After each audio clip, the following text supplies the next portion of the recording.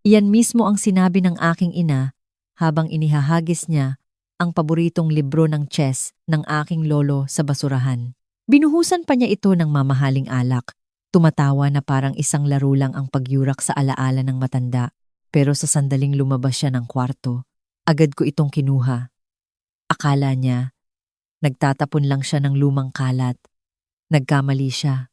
Sa loob ng mga pahinang inukit at binutasan, ay naroon ang isang bagay na hindi niya alam na umiiral. Ang orihinal at notaryadong huling habilin ni Don Nicolas Villaflor. Pinatutunayan nito na peke ang titulong ginagamit niya para ibenta ang aming ancestral house. Pinatutunayan nito na ako ang nagmamay-ari ng lahat. Ang asyenda, ang pera, ang lahat ng ito, hindi lang siya nagtapon ng libro. Iniabot niya sa akin ang sandatang wawasak sa kanya. Bago ko sabihin sa inyo kung ano ang ginawa ko sa librong iyon at kung paano ko ginamit ang aking pananahimik para hayaan silang sirain ang kanilang mga sarili, mag-iwan ng komento sa ibaba. Taga saan ka nakikinig ngayon? Gusto kong malaman kung sino ang kakampi ko upang maunawaan kung bakit hindi ako tumakbo palabas ng kusinang iyon. Habang nagsisisigaw, kailangan ninyong intindihin ang nangyari 1 oras bago ang insidente. Patapos na ang huling gabi ng lamay. Ang hangin sa sala ay amoy lanta, ng mga sampagwita at matapang na pabango. Ginugol ko ang huling 3 oras sa paglalagay ng tubig sa mga baso at pag-aasikaso sa mga bisita, tila isang anino sa sarili kong pamamahay. Nang tuluyan nang umalis ang huling panauhin, nilapitan ko ang aking ina. Nakaupo siya sa kabisera ng mahabang Nara dining table.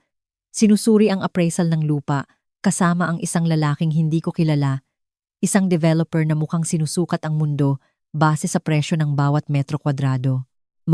Mahina akong sabi. Nagtataka lang ako kung pwede ko bang kunin ang chessbook ni Lolo, yung nasa estante. Yun ang gamit niya nung tinuruan niya akong maglaro. Tumingala si Brenda. Iritado na nagsasalita ang inakala niyang katulong. Sinulyapan niya ang librong balat sa estante. Ang maalikabok na bagay na yan? Amoy luma! Hinablot niya ito sa isang saglit. Akala ko ay iaabot niya sa akin. Sa halip, ibinalibag niya ito sa matigas na upuang kahoy sa tabi niya.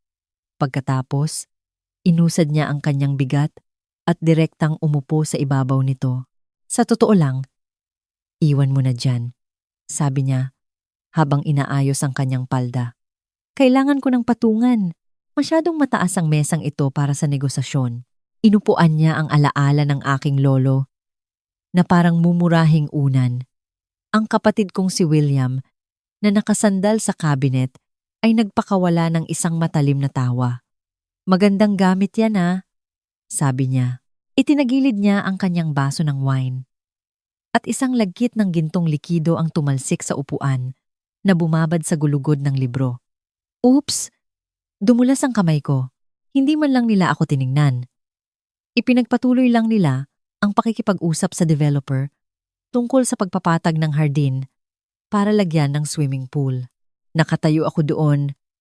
Bumaon ang aking mga kuko sa aking mga palad na pagtanto na para sa kanila, hindi ako kapamilya. Ako ay kasangkapan lamang.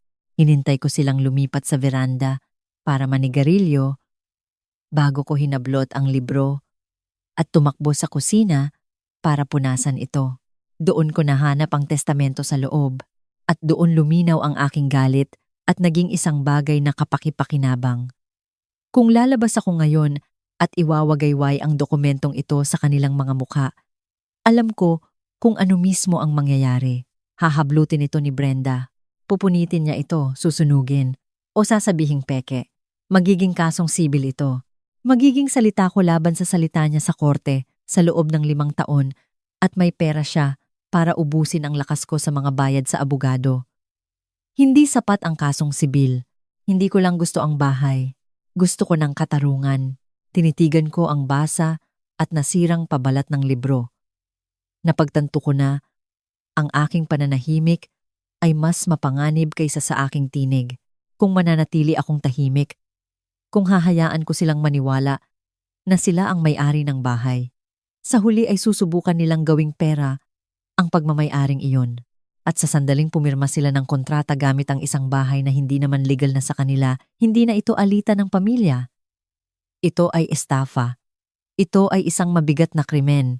Inilagay ko ang libro sa aking tote bag sa ilalim ng aking reserbang sweater. Pinunasan ko ang counter. Pagkatapos ay lumabas ako pabalik sa veranda. Kinolekta ang kanilang mga basyong baso ng alak. At ngumiti. Ang kasakiman ang patibong. Ang aking katahimikan, ang paen. Makalipas ang 2 linggo, nagsimula ng sumara ang patibong. Nasa sunroom ako noon.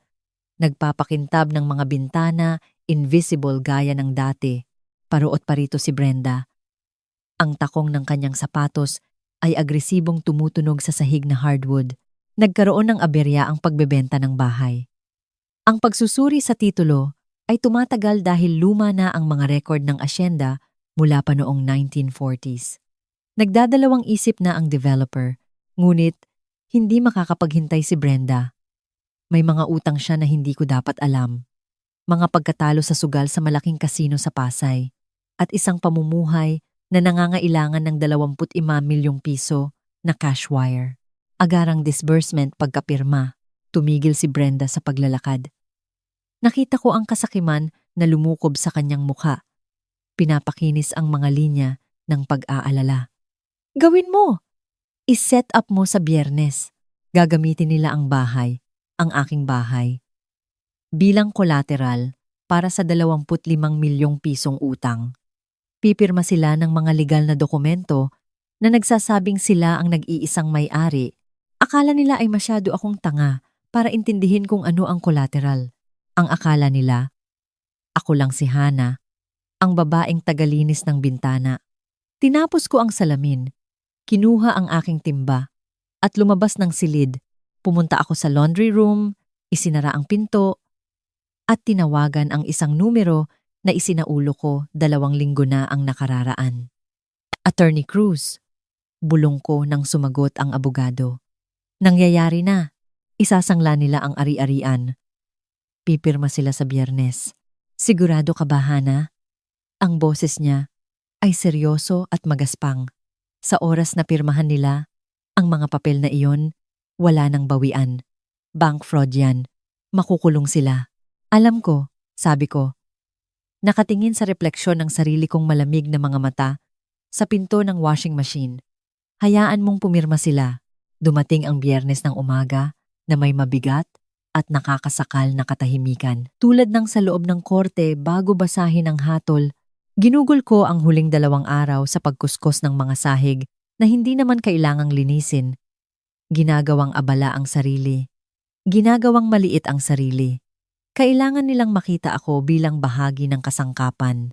Kung makikita nila ako bilang tao, baka maalala nilang umiiral ako. Baka maalala nilang banta ako. Ngunit para kay Brenda at William, ako lang ang anak na hindi pasado sa pamantayan, ang babaeng tagalinis ng kalat habang nagnenegosyo ang mga matatanda. 10:00 ng umaga, tumunog ang doorbell. Hindi mga pulis. Hindi pa. Si Mr. Tan ito, ang loan officer. Maliit siyang lalaki na nakasuot ng barong na mukhang mahal pero hindi bagay. Sinundan siya ng isang notaryo. Isang babaeng may istriktong mukha at mabigat na briefcase. Pumwesto sila sa library, inilatag ang mga papel sa mahogany desk ng aking lolo. Ang parehong mesa kung saan niya ako tinuturuan ng mga estratehiya sa chess tuwing maulan ang hapon. Ngayon, ginagamit ito para ibenta ang kanyang pamana.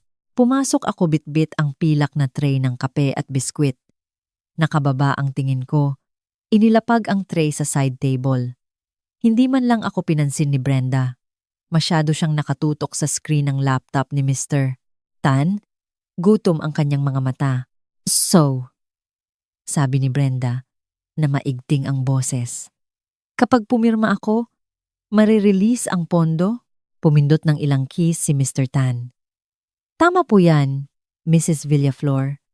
Sa oras na matatakan ng notaryo ang deed of trust at promissory note, i-authorize ko ang wire transfer. Immediate disbursement ito. Makikita nyo ang 21 milyong piso sa inyong account sa loob ng ilang minuto. Pero kailangan ko kayong paalalahanan, agresibo, ang interes. Kung makaligtaan niyo ang bayad, hindi kami magmimintis sa bayad. Sabad ni William, nakadungaw sa balikat ni Brenda. Amoy mamahaling pabango siya at kayabangan. Ibinebenta na ang lupa sa isang developer sa susunod na buwan. Pantawid lang ito. May equity kami. Nagsisinungaling siya. Siyempre, umatras na ang developer dahil sa issue sa titulo.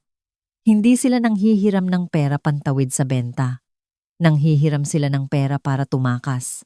Pinapalitan nila ng pera ang isang taya na hindi naman sa kanila bago pa malaman ng kasino na peke ito. Standard procedure, sabi ni Tan. Iniaabot ang makapal na tumpok ng mga dokumento kay Brenda. Pirma dito at dito. Initial sa ibaba ng pahina 4. Dahan-dahan kong ibinuhos ang kape. Pinatatagal ang gawain. Kailangan kong makita ito. Kailangan kong saksihan ang eksaktong sandali na ang krimen ay lumipat mula sa balak patungo sa gawa. Kinuha ni Brenda ang pluma. Hindi nanginig ang kamay niya. Iyon ang nakakatakot na bahagi. Hindi siya nag-atubili. Hindi siya tumingin sa larawan ng kanyang biyenan na nakasabit sa dingding. Idiniin lang niya ang dulo ng pluma sa papel at nilagdaan ang kanyang pangalan. Brenda Villaflor, may-ari. Pinirmahan niya ang loan application. Pinirmahan niya ang deed of trust. Pinirmahan niya ang affidavit of ownership. Sa bawat hagod ng tinta, naguhukay siya ng lubag na hindi na niya kayang ahunan. Hindi na lang ito pagsisinungaling sa pamilya. Ito ay pagsisinungaling sa isang institusyong pampinansyal. Ito ay wire fraud. Ito ay panloloko sa bangko. Kinuha ng notaryo ang mga papel. Tiningnan ang identification na inilagay ni Brenda sa mesa. At pagkatapos, sa isang mabigat na kalabog, tinatakan ang mga dokumento. Umalingaw-ngaw ang tunog sa kwarto, parang putok ng baril. Tapos na, ang kasinungalingan ay isa ng legal na dokumento. Congratulations! Sabi ni Mr. Tan. Tinitipa ang huling utos sa kanyang laptop. Initiating the wire now. Ay, kinuha ko ang basyong pitsel ng gatas at lumabas ng silid. Kumakabog ang puso ko sa aking dibdib. Ngunit ang mukha ko ay parang bato. Pumunta ako sa pasilyo. Dumukot sa bulsa ng aking apron at hinawakan ang screen ng aking telepono. Oras na, isang masayang tunog ang bumasag sa katahimikan. Galing ito sa laptop ni Mr. Tan. Iniharap niya ang screen. Isang madulas na ngiti ang nakapaskil sa kanyang mukha. Transfer complete. 9 million pesos. Matagumpay na naipadala sa account ni Brenda Villaflor. Nagpakawala ang aking ina ng tunog na kalahating tawa, kalahating hikbi. Hinawakan niya ang braso ni William. Ang kanyang mga mata ay nanlalaki sa tagumpay. Nagawa natin. Mayaman na tayo. Inilalabas na ni William ang kanyang telepono, malamang para tawagan ng isang bookie o dealer ng kotse. Sabi ko sa'yo, sabi niya, pinalalaki ang kanyang dibdib. Easy money. Nakatayo ako sa pintuan. Ang kamay ko ay nasa malalim na bulsa ng apron. Ang hinlalaki ko ay nakaamba sa mute button ng aking screen. Nasa isang active call ako kay Attorney Cruz. Nakaupo siya sa isang sedan sa dulo ng driveway at hindi siya nag-iisa. Kailangan ko ng huling pako. Sa kabaong, kailangan ko ng verbal na pag-amin para tumugma sa pirma. Ma, sabi ko, ang boses ko ay nanginginig ng sapat para magtunog kaawa-awa.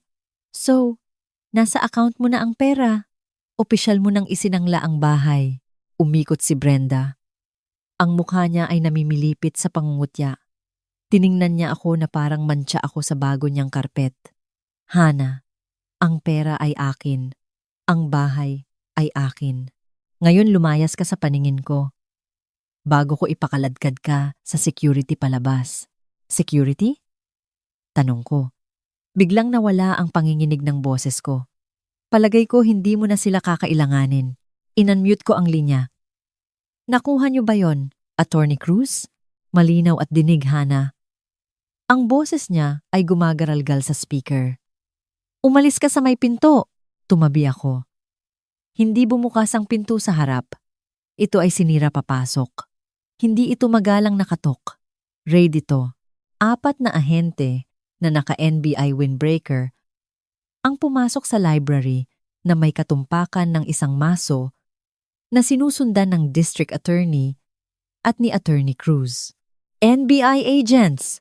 Sigaw ng nangungunang opisyal. Lumayo kayo sa mesa. Nagulo ang buong kwarto. Sumigaw si Brenda. Nabitawan ang kanyang tasa ng kape. Nababasag ito. Tumilamsik ang maitim na likido sa kanyang mamahaling sapatos. Sinubukan ni William na umatras. Natumba ang kanyang upuan. Ano to? Tili ni Brenda. Nakaturo ang nanginginig na daliri sa mga ahente. Sino kayo? Lumayas kayo sa bahay ko. Hindi mo bahay to, Brenda. Sabi ko, naglalakad papunta sa gitna ng silid. Dumukot ako sa aking bag at inilabas ang chessbook. Binuksan ko ang inukit na pabalat at inilabas ang dokumentong 2 linggo kong pinoprotektahan. Ito ang orihinal na huling habilin ni Lolo, notaryado, rehistrado, at malinaw. Iniabot ko ito sa lead agent. Iniwan ng lolo ko ang lahat sa akin. Ginamit lang ng nanay ko ang ari-arian na hindi sa kanya para makakuha ng loan. Yan ay estafa. Yan ay bank fraud. Ang realisasyon ay humampas sa kwarto tulad ng isang pisikal na alon. Ngunit ang pinakamagandang reaksyon ay hindi kay Brenda. Kay Mr. Tan ito. Ang loan officer ay tumingin mula sa mga tsapa papunta sa testamento at nawala ang kulay sa kanyang mukha. Napagtanto niyang kakatulong lang niya sa isang krimen. Sabi niya sa akin, malinis ang titulo. Sigaw ni Tan, hinahablot ang kanyang laptop at iniaabot sa mga ahente na parang panangga. Nasa akin ang mga emails. Sumumpa siya na nasa kanya ang deed.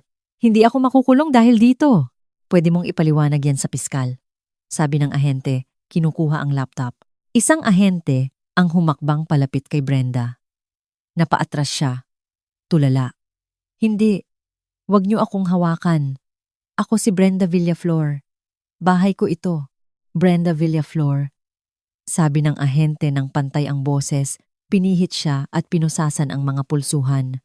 Inaaresto ka para sa wire fraud, bank fraud, at aggravated identity theft. Ang lagitik na iyon ay mas masarap pa sa pera. Mas maganda pa sa bahay. Iyon ang tunog ng hustisyang dumating sa wakas. Tinitigan ako ng nanay ko na parang hindi pa niya ako nakita noon. Nakabuka ang bibig, nanlalaki ang mata, tapos dumura. Ang katotohanan ay mapagpasensya. Ma, sabi ko ng malamig at matatag, at naubusan na ito ng oras. Habang inilalakad nila siya papunta sa pinto, bumuga ako ng hangin sa unang pagkakataon sa loob ng ilang buwan. Tapos na. Ligtas na ang bahay. Ang halimaw ay nakakadena na. Nakalimutan ko ang isang bagay. Ang mga halimaw ay may mga kasama. Officer, sandali! Ang boses ni William ay makinis, halos parang nababagot. Tumayo siya, pinagpagan ang dumi sa kanyang blazer, at binuksan ang kanyang briefcase na parang hinihintay niya ang kanyang hudyat. Maling tao ang inaaresto ninyo. Umatras ka, sir.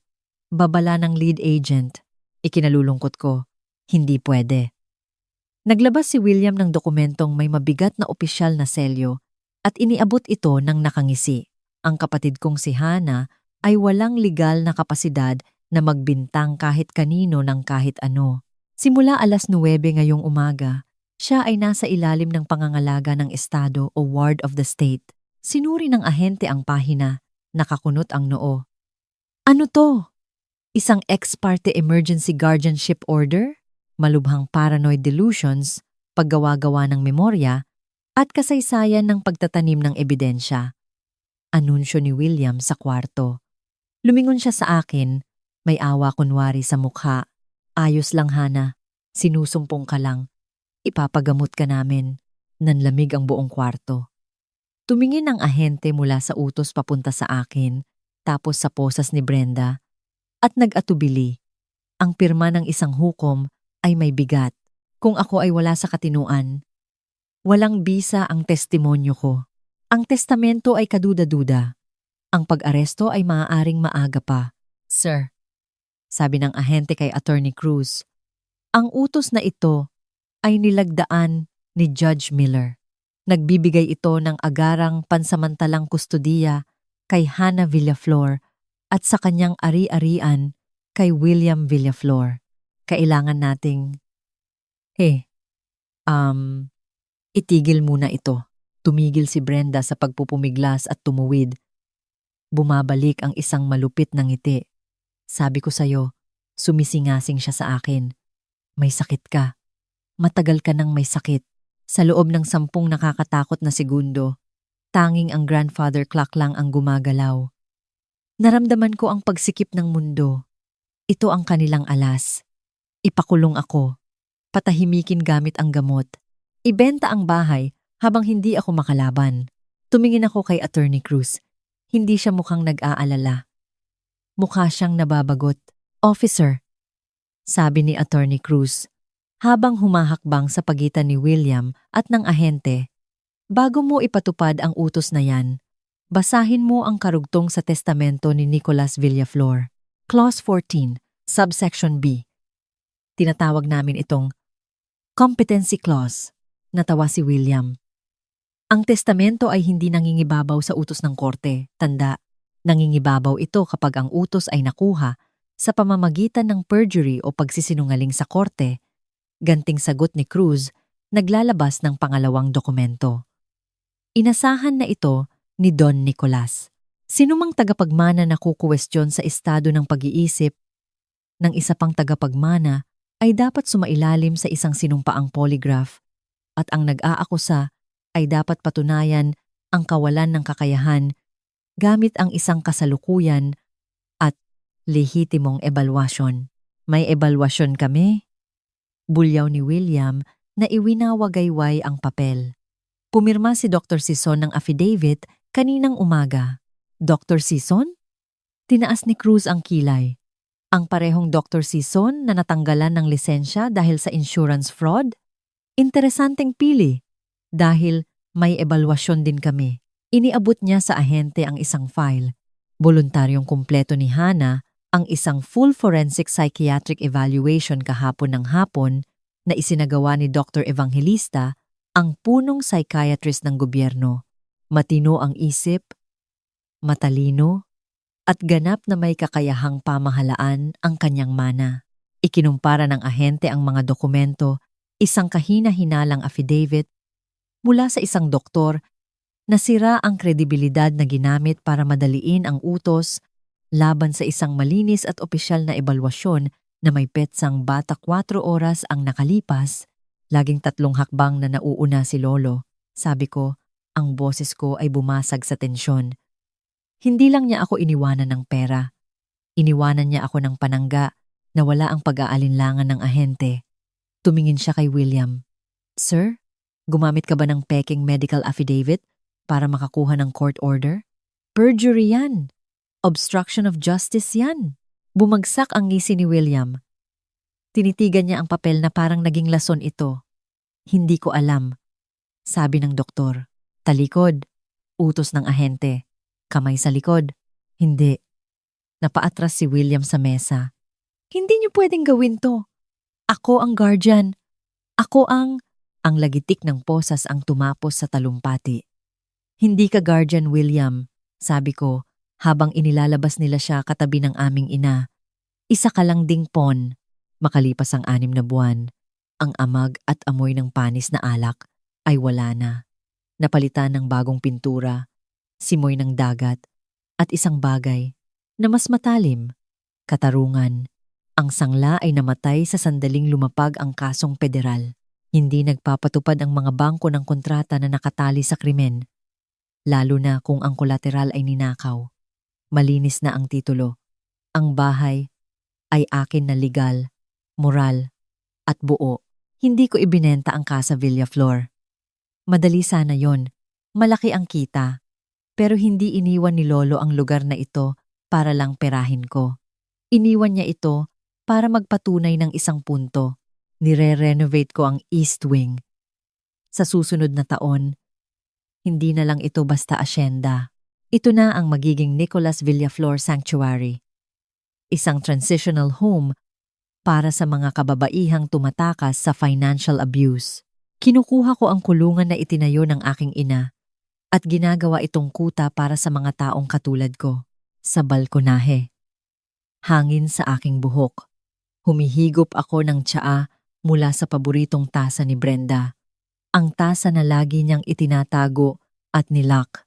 Ang tasa na iniyakan niya at isinigaw nung ako'y 12 anyos pa lamang. Mas masarap ang lasa ngayon. Sa loob, naibalik na ang library. Wala na ang mantsa. Ang chessboard ni Lolo ay nakaset sa kalagitnaan ng laro. Maliban sa gumawa ako ng isang pagbabago, 2 itim na pawn ang nawawala. Nagbus ang telepono ko. Isang collect call mula sa City Jail. Tumatawag linggo-linggo si Brenda. Minsan sinusubukan din ni William. Gusto nila ng pera pambili sa komisari. Gusto nilang magpaliwanag. Gusto nila akong sisihin. Hindi ako nakikipagtalo. Hindi ako nagagalit. Binubuksan ko ang aking contacts, pinipindot ang nanay, at pinipindot ang block. Pagkatapos ay ginagawa ko rin ang pareho para sa kapatid. Hindi lang bahay ang minana ko, Lolo. Minana ko ang aking dignidad. Minana ko ang karapatang humindi. Akala nila mahina ako dahil tahimik ako. Akala nila tanga ako dahil nagbubuhos ako ng kape habang nagpaplano sila ng masama. Nakalimutan nila ang itinuro mo sa akin. Sa chess, ang mga tahimik na pyesa ay madalas na siyang naglalagay ng patibong. Hindi mo kailangang itaob ang board para manalo. Kailangan mo lang hayaan ang iyong kalaban na gumawa ng maling galaw. Humigop ako ulit. Tumingin sa kulay abong-abot tanaw. Pagkatapos ay bumalik sa board. Checkmate, Lolo. Kung kinailangan mo nang maging mas matalino sa isang bully na kasama mo sa bahay, ibahagi ang kwentong ito. Ipaalam natin sa kanila na nanonood tayo at tayo ay mapagpasensya.